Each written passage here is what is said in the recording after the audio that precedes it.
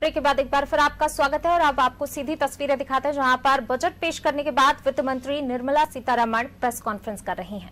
Important feature of this budget, it is that we chose to spend big on infrastructure, which spans across roads, bridges, ports, power generation, and so on. And also to, as a second feature, attend to the need of the health sector. And even there, capacities for better health management had to be brought in the light of what we have gone through in the last year. And therefore, capacity building in health has taken a very big place in the budget. I've just given a probably just a feeler on what capacities we are talking about, whether it is establishing of labs, whether it is establishing of National Institute of Virology, or whether it is looking at the blocks where you need critical care centers, or whether you're looking at testing labs. Let's just remind ourselves that when the lockdown happened, we had probably just a few, two, if I'm right, 2 or 3 testing labs in this country. During the lockdown, that number was increased to a couple of hundred. Now, therefore, one of the things that we've aimed here is testing labs, Institute of Virology, aspirational districts having better health care. So infrastructure spend for health has gone down to the level of planning for the block level requirements, aspirational district level requirements, state level requirements, and national institute level requirements.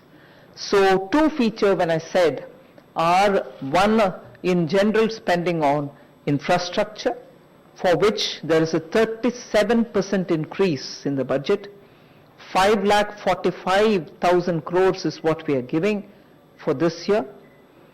And health, it was also something which received something like 94,000 crores in BE of this year, has gone to 223 lakh crores. So you find big numbers in health, big numbers in infrastructure. But this doesn't really mean that we've ignored agriculture, where there too we have placed emphasis. I've increased, as I read it out in the budget, the allocation for NABARD for being able to send more credit through to the farmers.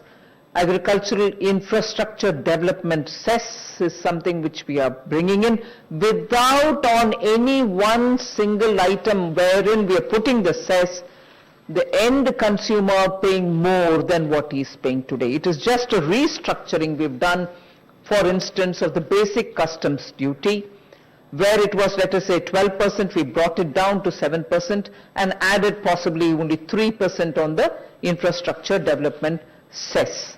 End of the day, the consumer has ended up paying that much only or less. In no category has he ended up paying more after the agricultural infrastructure development cess.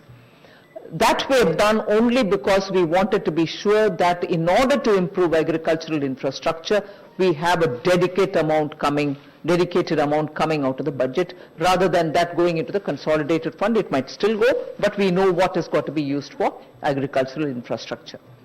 So if these are the kinds of things broadly we've done, equally important is the reform that we're bringing in the financial sectors.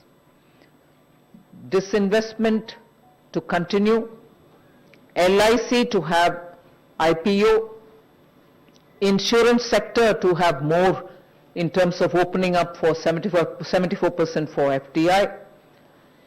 These are very clearly steps, progressive steps in financial sector. Other than that, one major cry of all the banks have been the NPAs, for which we have been repeatedly giving capital infusion. in order that the bank books are cleared and cleaned up, we have come with an announcement of a formulation through which the NPAs will be culled out of the bank's books based on some formulation, not any discretion there. It goes to a holding company like structure, which after doing the necessary, sprucing up and also cleaning up and weeding out problems of that particular asset, will be through an open process, attract asset reconstruction companies which can come and bid for those assets. Even at that stage, after some haircut obviously, banks will get some money back to those NPAs for which they only kept provisioning.